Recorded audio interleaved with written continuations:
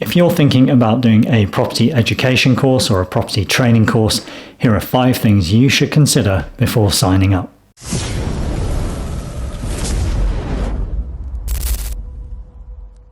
Hello, my name's Edward. I'm a chartered surveyor. I've been working in property for over 20 years now.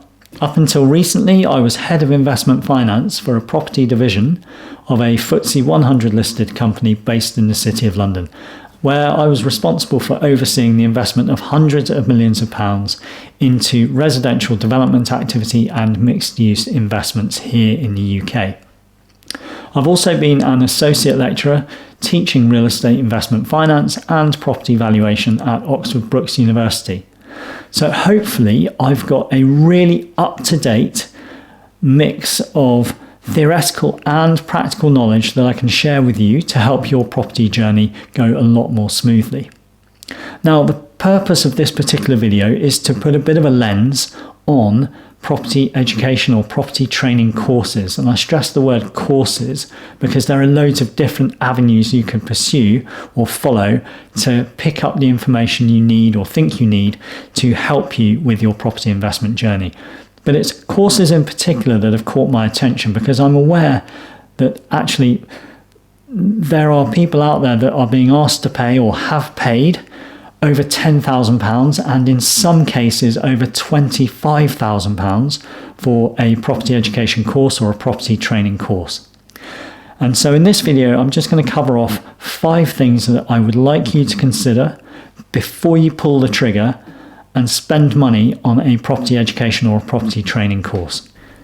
Right, number 1 is strategy. And I don't really like the word strategy when it comes to property investment, but it's so commonly used now across pretty much all internet channels that I think it would be churlish of me to buck the trend. So I'm going to go with it. It might be that you are pursuing some form of no money down type strategy. Or it could be that you've got £500,000 to invest and you're not sure whether to go for residential or commercial investment with that £500,000. From no money down through to £500,000, you can see that there is a huge spectrum of opportunity and strategies that you could pursue. Now, I always like to give away some sort of practical tip and pointers to anyone watching my video. So the first one I would say here is before you spend any money, look on YouTube and just look at property investment activity on YouTube and begin to get a bit of a handle on the type of language that people are using and how much effort you think they're putting in, and be hypercritical. The other thing that you can do for free, and I always encourage people to do this very, very, very early on in their property investment careers, is pick up the telephone, speak to chartered surveyors, speak to estate agents, and speak to letting agents. You'll begin to build up your vital property network by doing that, but you'll also very, very quickly absorb a lot of knowledge and you'll be up and running before you know it. Now, one word of advice with regard to YouTube searches: if you start watching property related videos on YouTube, very quickly the algorithm is going to track you down. And so you will get marketed to and you will get lots of property training courses appear in your YouTube feed. So just be aware of that before you start investigating property investment on YouTube in earnest. Mentioning that YouTube algorithm there and all the marketing that comes with YouTube leads me neatly on to point number 2, which is sales. Some of the processes that are pursued and used by the main actors selling these property courses are really clever indeed. They are really, really smart, and they are designed to capture your attention and they are designed to get you to act. And that, I suppose, is the first thing to be aware of. It is that feeling that if you buy a course, that you have acted on remedying a problem you think you have. So just be aware of that. Be aware that you are telling yourself, I have a problem, presumably lack of knowledge about property investment, and I therefore want to spend money to fix that problem. Or I want to spend money to shortcut the learning curve to fix that problem. But there are all sorts of creative and very effective levers that people will use to sell you courses. Transparency, for example. Oh, look behind the scenes at my deal dashboard. And actually, it's a bit of a flex to try and sell you the idea that they are doing deals all the time, and actually you jump on their coattails, and vicariously you will start doing deals at the same time too. There's authority bias, where people will tell you, as I did at the beginning of this video, what their credentials are and why you should follow them rather than following others. There's problem amplification, telling you that the problem you've got is big and can only be overcome if you pay for the course that's being offered. There's scarcity bias. Buy it now before the opportunity is too late. There's act now bias. Act now, take the decision, put the future in your own hands. And there's also what's called future placing. Do you want to have millions of pounds coming into your bank account every single year without lifting a finger? Get involved in property investment. Do my course now. All of it. We've all seen it. And collectively, these triggers and levers, they're really, really powerful. And they're actually quite toxic when they're in combination. So just be aware of what is being put in front of you and why it's being put in front of you. Okay, let's move on to number 3. Okay, so we're on to section 3 now, which is authority bias. And authority bias is a really key one. If you think about it, I'm kind of in a bit of a conflict here, because at the beginning of the video, I gave you a bullet point history of my career, that I was a chartered surveyor, that I've got over 20 years experience in property, that I was working for a FTSE 100, that I have been a university lecturer, and all of those points in combination are designed to give you, the viewer, comfort that I have the relevant authority and experience to be able to guide you through this thought process that I'm presenting to you now. And the same is also true of anyone that is presenting or trying to sell you their course. They will work very hard on that authority bias piece. But here's the key thing. I'm here doing this video for you, and these videos take hours. So the hours that I spend making these videos mean that I'm not spending hours focusing on property investment activity. Now, I'm happy with that trade-off, because I still do property investment activity, and I'm still advising individuals on their property investment journey, and I'm still able to give them the right amount of time and attention that's needed. But there are people out there that are better at property investment than me, that have got more experience and more knowledge, but they're not making videos.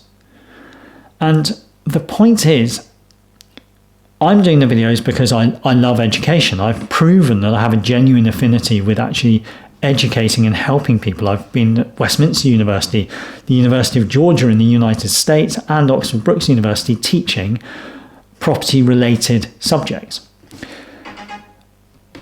So for me, it follows then that sharing my knowledge on YouTube makes a lot of sense. But what you have to ask yourself is that if someone is selling you their course, and it looks like a really slick operation, and maybe you're going to be asked to pay sort of £15,000 or £20,000 for it, are they actively involved in the activity which they say they're going to teach you? Because that active involvement is absolutely crucial. And chances are they are probably not doing what they're going to say they can teach you on that course. Because running an effective, slick marketing operation is pretty much a full-time job. And getting involved with property investment is definitely going to take up a lot of time, because a side hustle, it ain't. It's very, very hard work generally. And so that currency in the activity, that ability to say, yeah, I'm actively doing this right now, and every single week I'm involved in the activity I'm teaching you, is vital. It's really important, because the markets change, the moods change, the legislation changes, financial requirements change, performance requirements change. And unless you're actually living it and breathing it, you definitely are in no position to teach it. There are two other things that I'd like to cover off before we move on. And It's probably worth noting that prior to doing this video, in order to prepare and research, I've got myself caught up in a number of different property course sales funnels. So my email inbox is now full of offers to buy very, very expensive training courses. That being said, what I've noticed is that property experts who are trying to sell me their property courses are often leading with a tax-based hook. They're telling me that if I do their property course, I will save hundreds, if not thousands of pounds each month in tax that would otherwise go to the Inland Revenue. This makes me nervous. You see, I don't believe that someone who tells me they have a property specialist background is also able to be an adequately trained authority on tax planning, particularly when tax is a very personal thing. The choice of property investment activity that you choose to get involved in is personal. How you manage your tax is also personal. It's only applicable to you and your personal revenue circumstances. So how it's possible for someone to offer a course to hundreds, if not thousands of participants and also claim to be giving them accurate tax planning is completely beyond me. So it makes me really, really nervous. What you should look out for and what you should expect as an investor in property, and this is based on my experience working with high net worth individuals on their own independent property investment activity, is that they have either already sought advice from a tax planning specialist or they bring in the advice of a tax planning specialist once they know the deal looks like it's going to go through. By doing that, you know which vehicle to buy a property in, and you also get to learn accurately and properly the best way to treat the rental income, the revenue from that property, in a way that is tax appropriate and suitable for you. So beware of anyone that's saying they've got a property training course and a tax strategy at the same time, because you know what, I think you're probably going to come undone and it could really get financially painful for you. Also on that, or on a similar note, is mindset. So these courses I've been looking at, a couple of them cost more than £15,000 to participate in. They refer to mindset. The first chapter is often mindset or mental agility or what have you. And again, just like a tax planner goes to university, they qualify as an accountant probably, and they've got specialist skills and experience. I would say that anyone advising you on your personal mindset should probably be a qualified professional in the field of mental health. It goes without saying that if you're going to get involved in property investment, there will be bumps in the road. Deals can get difficult, deals can fall over, there will be highs and there will be lows. If you can generally be prepared for that, then you can now skip the mindset chapter of any course you've subsequently bought, because that is it. And I'm not being glib, but I think this mindset chapter in courses is put in there as a filler piece. And I really, really believe very, very strongly that anyone teaching anything to do with mental health should be an appropriately qualified mental health practitioner. All right, let's move on to point number 4. All right, so the point we're coming on to now is courses specifically. We're actually going to look at the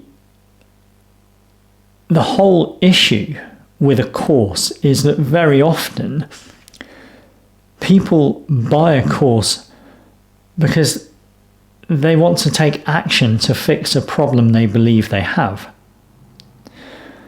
And so that dopamine hit that occurs when you think, yes, I've now bought the tools I need to expedite my journey to becoming financially successful at this particular skill.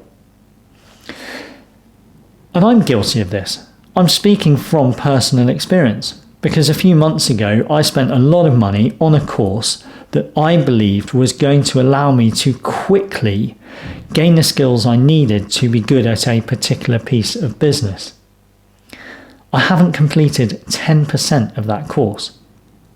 And I know I haven't completed 10% of that course because I've actually challenged the course provider to say, you offer a 365-day money-back guarantee. They've come back to me and said, we only offer a 365-day money-back guarantee if you complete all of the course content, attend all of the webinars, and you provide us with a written breakdown of what went wrong. And so you see, when you don't read the terms and conditions of these courses, you can get caught out, as I have done.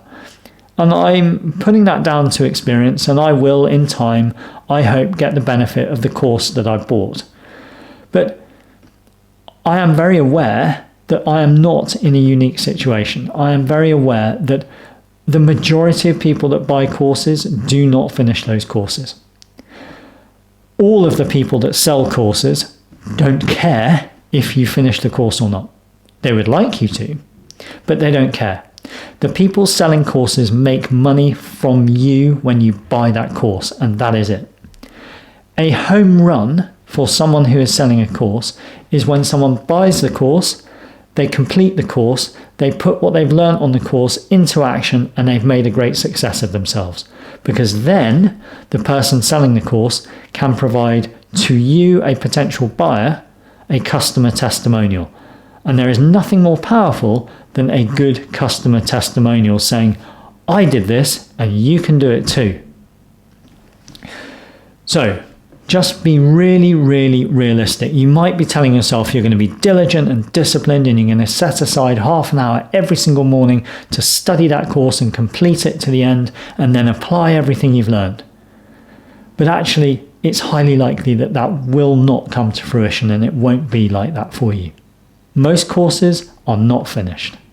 Okay, we've reached point 5 in this video, and this is really around practical tips and suggestions that you might want to use ahead of making a heavy investment in some form of property training or property education course. Because here are my parting thoughts. There is no magic formula, there is no secret sauce, and there is no code that you can be given or that you can buy that will allow you to shortcut your journey into property investment. Those things simply don't exist. It's actually a fairly straightforward activity. You just need to get started and just go step by step by step. Okay, so let's get on and conclude this video. If you are in a position where you are committed to spending money on a property education or property training course, I would encourage you to please do one thing, and that is seek some form of assurance from the principal running that course that they will be on hand for your questions on a one-to-one or one-to-small group basis for the duration of you being on that course. So that person who is on the social media channels, that person who is on the advertising platforms that you are seeing, and that person that is advocating how good their course content is, they are the person that you want to have that relationship with. You see, this is based on my research, and what I'm seeing is actually a lot of these courses have reached a point of scale where the person that's marketing them on the social media channels is not now the person that is available for correspondence and communication. I think that's a really important point to note, because your individual requirements from your particular property investment activity are unique to you. No one else will share those particular financial return requirements or expectations that you've got. And the same is also true of property. Property is unique. No two properties are the same. Despite appearances, every single property will need some slightly different approach when it comes to buying it, and some slightly different approach when it comes to refurbishing it, developing it, or letting it out, and then subsequently managing it. And so it matters then that if you are following pre-recorded course content, but you reach a point where you're applying it to your particular property investment activity and you are stuck, that the course principle is available to you to answer your questions and help you become unstuck. I think I think that's reasonably clear. So yeah, let's move on from that. Alternatives to courses. Well, there are a few options available. We've covered off doing the work for free, looking at YouTube videos, being hypercritical, and also getting on the telephone, speaking to letting agents, surveyors, and estate agents. Oh, and those surveyors, they are commercial agents. They are estate agents that sell commercial property. Remember, when you're speaking to letting agents, commercial agents, and estate agents selling residential property, that their job is to represent the interest of their client. So typically, they are selling on behalf of a property owner. So yes, they should be open-minded to having an audience with you because you are a potential buyer for their property. But it's worth bearing in mind that it's not going to be their job to maintain contact with you. You're going to need to gently set up a system of maintaining contact with your network of property professionals so that you stay in their eye line and so that they keep chucking opportunities at you for you to consider. Okay, what about if you really feel like you need some one-to-one support? Well, if you go on LinkedIn, you will see that there are a lot of property mentors out there now. I think that could be a fairly good channel. I would caution against rushing into working with a mentor because it's going to cost you between £800 to £2,000 per month to work with a mentor. The advantages of working with a mentor are that they should, and most usually are, still continuing that core property investment activity that they are saying they will coach you on or guide you on. So they still have one foot in the game, as it were, and an interest in the game. That's helpful because it means they've got that currency and they will be alive to the latest developments, changes and trends in that particular sector. If you're going to work with a mentor, take up references. A good mentor will be perfectly happy to provide you with those testimonials and references. There are membership programs out there which again have a fairly low ticket on a month-by-month basis. I run one which I provide 2 weekly Q&A calls, allowing you as a potential participant to submit your question on a particular point that's causing you a bit of grief, and I will either answer it directly or I will signpost you to a reliable, verified property professional who will be able to assist. I also assist on a direct one-to-one basis as well, making sure that I'm available through the course of finding property assets right the way through to purchase and, if needs be, ongoing investment management. But that's limited to 1 or 2 investors. And the reason why it's limited is that I am still undertaking my own property investment activity. I've got a really, really exciting property investment journey that I'm pursuing at the moment, and it's keeping me really busy. I'm doing these videos and they take up an enormous amount of time, but again, I'm doing it because I love it. I'm genuinely engaged in it, and by researching these videos, I'm learning all the time. And so I think the big takeaway there is if you're going to work with someone, make sure that they are still a practitioner in that particular field that they are telling you they can help you with. All right, so that's it. If you've got any questions at all, there's a topic that maybe you want me to cover, please do pop it in the comments below. There will be a link in the description below for you to join the waitlist for the next membership opening, which is happening later in April. In the meantime, thank you very much for watching and have an amazing day. Bye-bye.